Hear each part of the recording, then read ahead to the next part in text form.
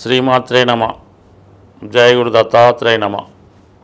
ఈ వీడియోలో మనం ధనుసు రాశి వారికి ఏప్రిల్ 6వ తారీఖు నుంచి 12వ తారీఖు మధ్యలో జరగబోయే వార ఫలాలు పరిశీలించినప్పుడు మరి ధనుసు రాశి వారికి ఇప్పుడు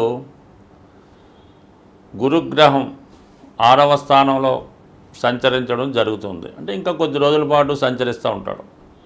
అంటే 6వ స్థానంలో ఉన్నటువంటి గురువు 2, 6, 10 అంటే వృత్తి సంబంధించిన స్థానాల్లో మనకి యాక్టివేట్ చేయడం జరుగుతూ ఉంటుంది. ఇది కొత్తగా ఉద్యోగ ప్రయత్నాలు చేస్తున్న వారికి, సాంప్రదాయ వృత్తులు టీచింగు, అడ్వకేట్సు, ఈ వేదిక సంబంధించినది, ఆస్ట్రాలజీ ఇటువంటి వృత్తుల్లో ప్రవేశించడానికి చాలా అనుకూలంగా ఉంటుంది. అలాగే మీరు స్వతంత్ర వృత్తిలో ప్రవేశించడానికి కొంతవరకు మనకి గ్రహస్థితి సహకరించడం జరుగుతుంది. ఇక చతుర్థ స్థానంలో ఇప్పుడు ఉన్నటువంటి గ్రహాలు, ముఖ్యంగా శని భగవానుడు చతుర్థంలో ప్రవేశించడం జరిగింది.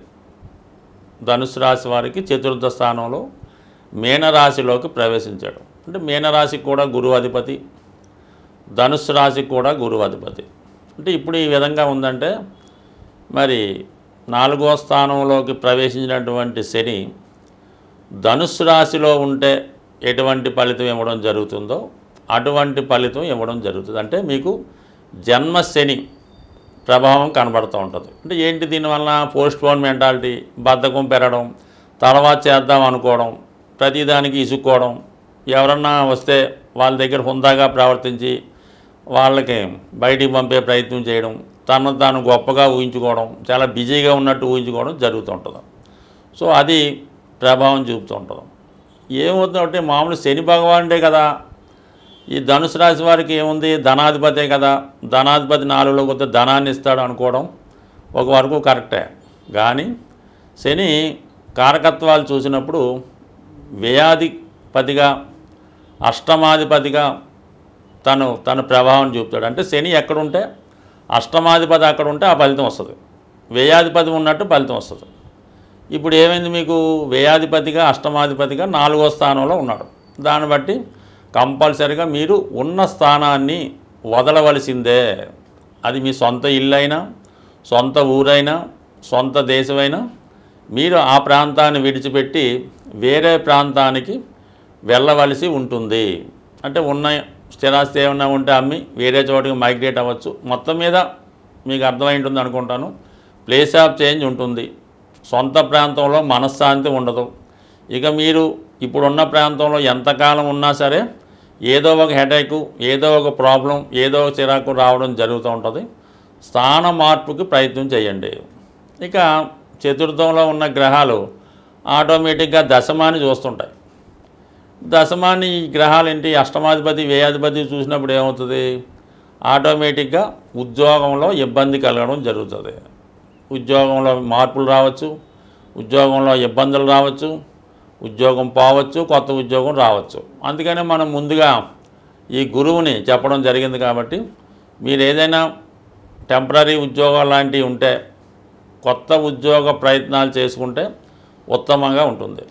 ఇక విద్యార్థులు 100% చాలా శ్రద్ధగా వర్క్ చేయవలసి ఉంటుంది. అంటే ఈ ఒక్కరోజుతో ఇదేం పోదు, ఈ వార ఫలితమే అనుకుంటున్నారు. కానీ అంటే ఎందుకంటే ఇప్పుడు అడ్మిషన్ టైం కాబట్టి కొత్త కోర్సుల్లో, కొత్త కాలేజీల్లో ప్రవేశించబోతున్నారు. కాబట్టి 2.5 సంవత్సరాల పాటు ఉండే ఈ శని ప్రభావం అటు చతుర్థంలోనూ అటు రాశి యందు ఉండడం వల్ల ఎంత కష్టపడి చదివినా సమయానికి జ్ఞాపకం రాకపోవడం, మీలో ఒక విధమైనటువంటి టేక్ ఇట్ ఈజీ పాలసీ రావడం, అందరినీ తక్కువ అంచనా వేయడం, ఉపాధ్యాయుల్ని, పెద్దవాళ్ళని అవమానపరచడం, ఇవన్నీ స్వతహాగా కనబడుతుంటాయి. కాబట్టి విద్యార్థుల కన్నా విద్యార్థుల తల్లిదండ్రులు ఎవరైతే ధనుసు రాశిలో ఉన్నారో, మీ యొక్క సంతానం ధనుసు లగ్నంలో ఉన్నారో వారి మీద జాగ్రత్తగా నిఘు పెట్టి ఒక కంట కనిపెట్టవలసి ఉంటుంది. బట్ ఏదైనా ఈ విషయంలో జాగ్రత్త వహించండి. అలాగే ఏదైనా ఆస్తి అమ్మే ప్రయత్నంలో తొందరపడకుండా నిదానంగా కొన్నాళ్ళు ఆలోచించి నిర్ణయం తీసుకోండి. ఏదైనా ధనుసు రాశి వారు తొందరపడి తీసుకున్న ప్రతి నిర్ణయం తర్వాత పశ్చాత్తాపం చెందవలసి ఉంటుంది కాబట్టి నిదానంగా ఆలోచించి నిర్ణయాలు తీసుకుంటే మంచిది. సాధారణంగా ఇప్పుడు ఈ ఏప్రిల్ 6 మనకి శ్రీరామనవమితో ప్రారంభమైంది.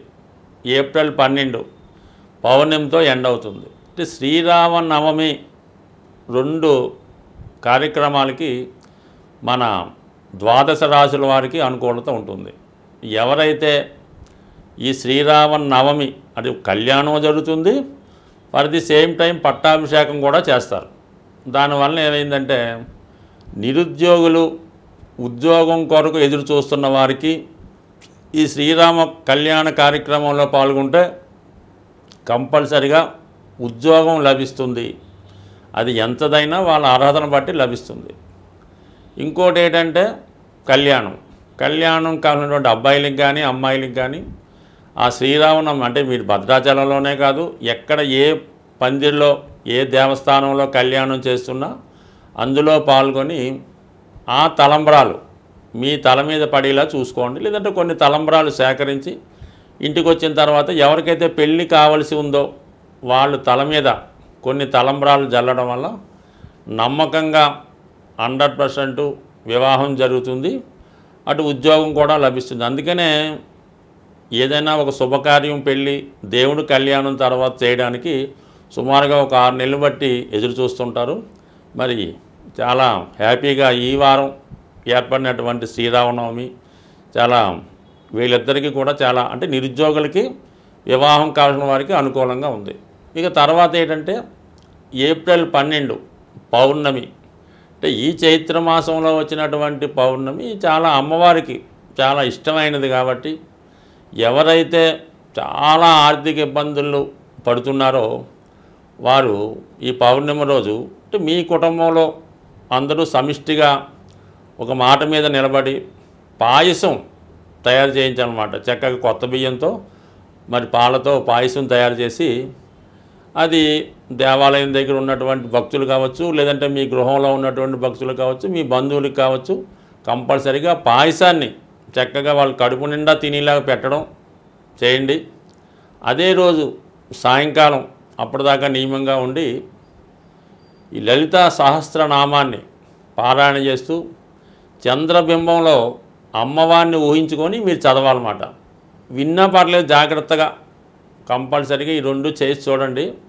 ఈ 2 నియమాలు మీరు నియమంగా చేస్తే 100% మీకు అటు వివాహం, అటు ఉద్యోగం, ఇటు ఆర్థిక సమస్యలు 100% తొలుగుతాయి. అంటే ఒక విషయాన్ని మీరు మీ కుటుంబంలో చాలా దీర్ఘకాలికంగా అప్పులు సమస్యలు ఉన్నాయి అనుకున్నప్పుడు ఆ కుటుంబంలో ఉన్న సభ్యుల మధ్య ఏకాభిప్రాయం లేదన్నమాట. అంటే ఒకరి మాట ఒకరికి వినకపోవడం, ఒకరికి పడకపోవడం ఇవి జరుగుతూ ఉంటాయి.